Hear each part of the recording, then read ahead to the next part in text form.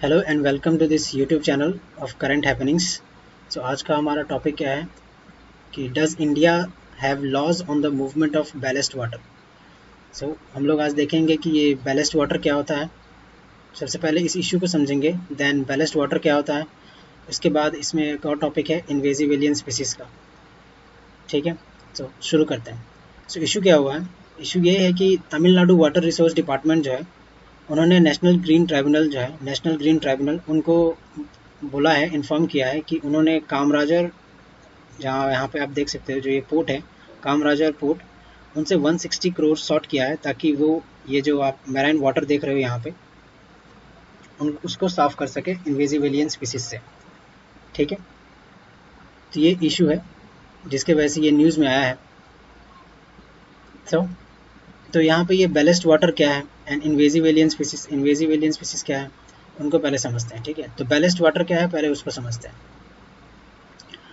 सबसे पहले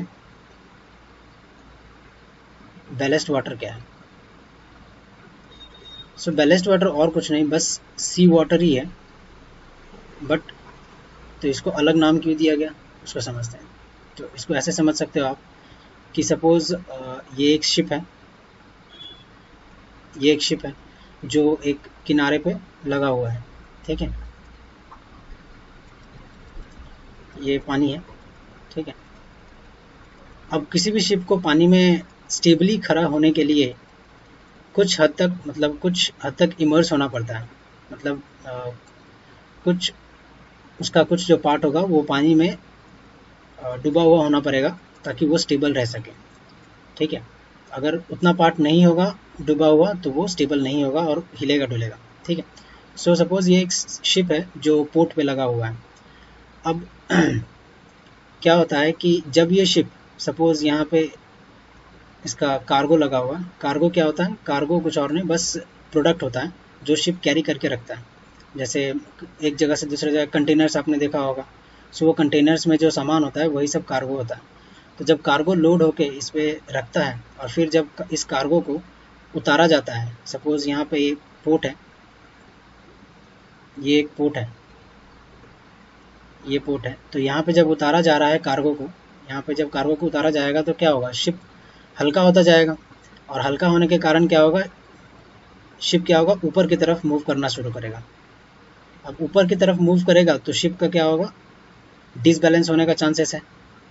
अब ये डिसबैलेंस ना हो इसके लिए एक चीज़ किया जाता है कि यहाँ जो सी वाटर है ना, यहाँ जो सी वाटर है पूरा, तो शिप में एक मैकेनिज्म होता है जिसके वजह से ये सी वाटर को ये लोग होल्ड करते हैं और फिर कार्गो जो है वो डिस्चार्ज करते रहते हैं, कार्गो उतारते हैं और ये सी वाटर अपने टैंक्स में भरते रहते हैं ताकि शिप का जो वेट है वो डिसबैलेंस ना हो और ये ज़्यादा गिरे नहीं। ठीक है, और फिर वैसे ही जब शिप में ऑन लोडिंग होता है, ठीक है, जब शिप में सपोज ऑन लोडिंग होगा, जब कार्गो सपोज यहाँ पे रखा जा रहा होगा, शिप खाली हो जाएगा, फिर कार्गो जब यहाँ पे रखा जा रहा होगा तो क्या होगा, अगर कार्गो वापस से रखा गया तो और पानी भी रहा तो ये शिप भारी हो जाएगा ज़्यादा और शिप वापस से डिसबैलेंस हो जाएगा, तो उसके वजह से पानी जो है वापस से रिलीज़ कर दिया जाता है सी में।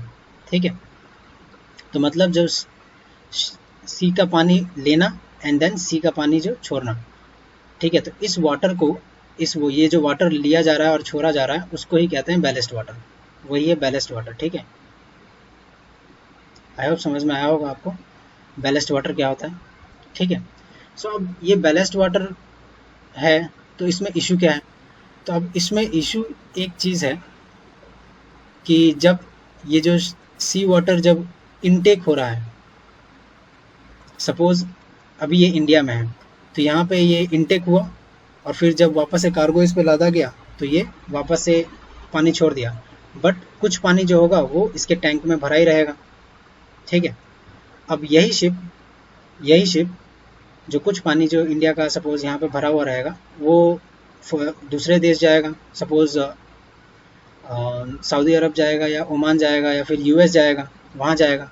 अब वहाँ पे भी ये शिप जो है सेम प्रोसेस करेगा, पानी लेगा और फिर पानी छोड़ेगा।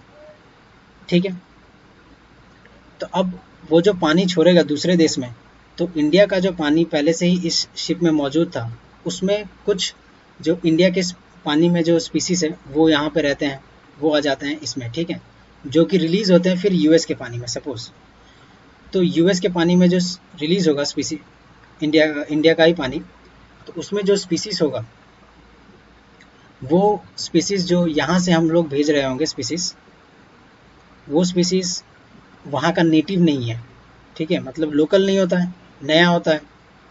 तो वो क्या करता है, अगर ये स्पीसीज में कुछ खासियत हुआ, जैसे प्रोड्यूस करना फास्ट हुआ, एनवायरनमेंट रेजिस्टेंस तेज हुआ, तो वो क्या करेगा, वहाँ के पानी का जो स्पीसीज होगा, सपोज यहाँ पे बहुत सारे वहाँ के स्पीसीज हैं, तो उनको धीरे धीरे एलिमिनेट करना स्टार्ट कर देता है और अपना डोमिनेंस बनाना शुरू कर देता है, जिसके वजह से वहाँ का मैराइन वाटर जो है गंदा हो जाता है, ठीक है। वही केस अभी इंडिया में कामराजर पोर्ट में हुआ है, जो यहाँ पे मैंने बताया था, वही केस, जैसे यूएस से कोई कार्गो उठाया और यहाँ पे बैलेस्ट वाटर रिलीज़ किया, तो वहाँ दूसरे देश का जो स्पीसीज होगा वो अपने देश में आ गया यहाँ पे, और यहाँ के पानी को गंदा कर रहा है, ठीक है। तो उस स्पीसीज को एक नाम दिया गया है इन्वेजिव एलियन स्पीसीज। उस स्पीसीज को क्या बोला गया, इन्वेजिव एलियन स्पीसीज। और ये जो स्पीसीज होता है वो एनवायरनमेंट के लिए काफ़ी हार्मफुल होता है, क्योंकि वो लोकल होता नहीं है, और लोकल जो स्पीसीज होता है उसको हटाते रहता है, ठीक है, ताकि वो अपना जगह बना सके उस जगह में। क्योंकि इन स्पीसीज में खासियत होती है कि ये लोग प्रोडक्शन जल्दी जल्दी कर लेते हैं और लोकल स्पीसीज को एलिमिनेट करते रहते हैं, ठीक है। सो ये पूरा इशू है कि मैराइन वाटर जो है गंदा हो रहा है इन्वेजिव एलियन स्पीसीज के कारण, ठीक है। इतना सा इशू आई होप समझ में आया होगा ये। अब नेक्स्ट है जो ये क्वेश्चन पूछा गया है, does India have laws on the movement of ballast water, ठीक है। तो इस इशू को 2017 में आइडेंटिफाई किया गया। 2017 में मतलब पहले से ही चल रहा था, तो 2017 में इस पर एक ग्लोबल रेगुलेशन बनाया गया।